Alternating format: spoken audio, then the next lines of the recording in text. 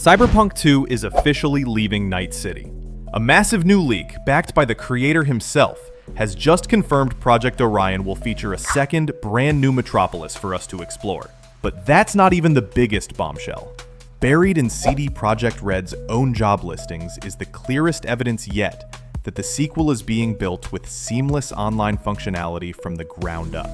Today, we're breaking down exactly what this means, because these two revelations don't just promise a bigger game, they confirm a fundamental shift in what the Cyberpunk experience is going to be. For years, the future of Cyberpunk has been a ghost story, whispered about by fans but never truly confirmed. After the legendary comeback of Cyberpunk 2077 and the masterpiece that was Phantom Liberty, all eyes turned to CDPR's next big project, internally codenamed Project Orion. We knew it was happening, but the scale and ambition were a total mystery.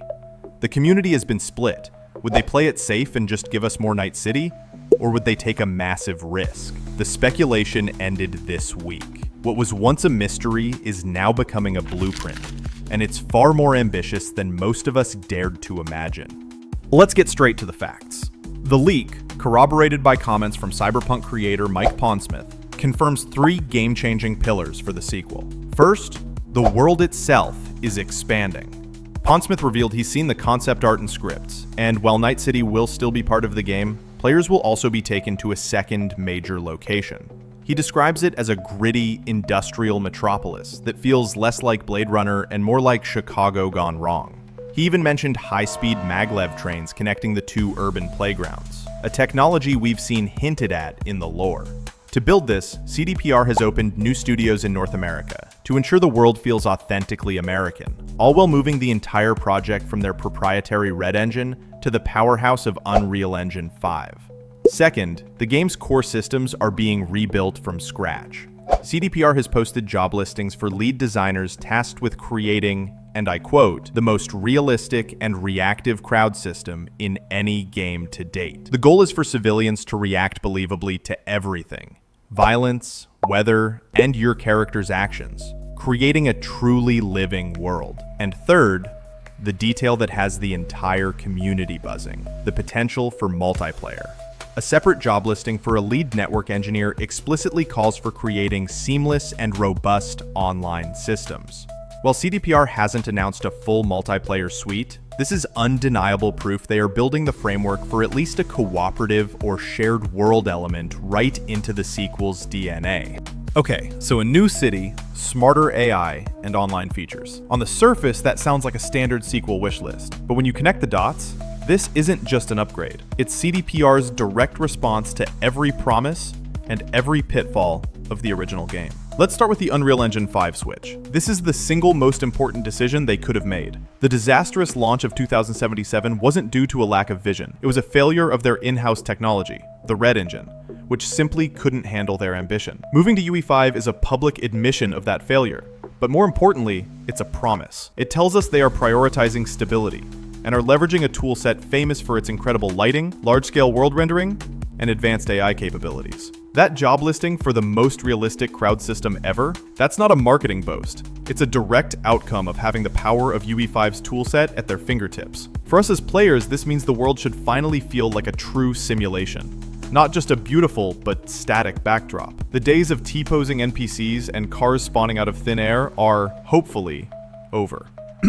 Now, let's talk about that second city, Chicago gone wrong. This isn't just about adding more map space. This is a narrative and atmospheric masterstroke. Night City is a vertical, neon-soaked monument to corporate greed. A gritty, industrial city offers a stark contrast. It suggests a blue-collar, decaying, Rust Belt aesthetic that is just as cyberpunk, but in a completely different flavor. It allows for new factions, new politics, and new visual storytelling. And Mike Pondsmith's personal blessing is crucial here. He's the guardian of the cyberpunk tone, and his endorsement means this new city isn't just a gimmick.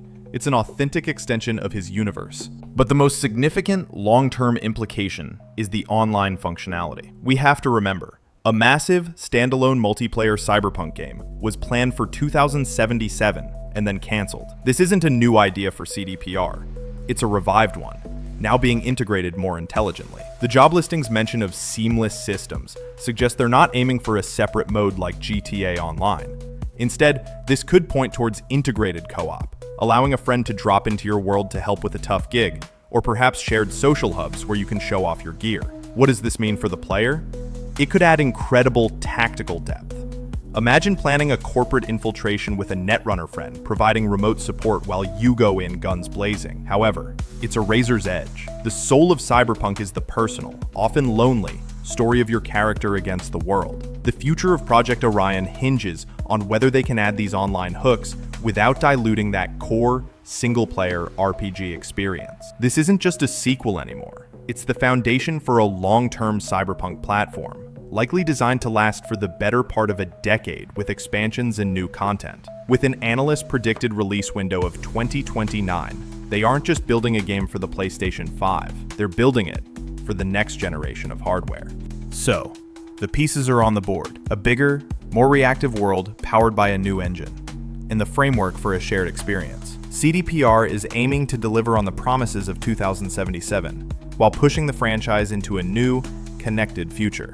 This brings us to the most important debate we'll be having for the next few years.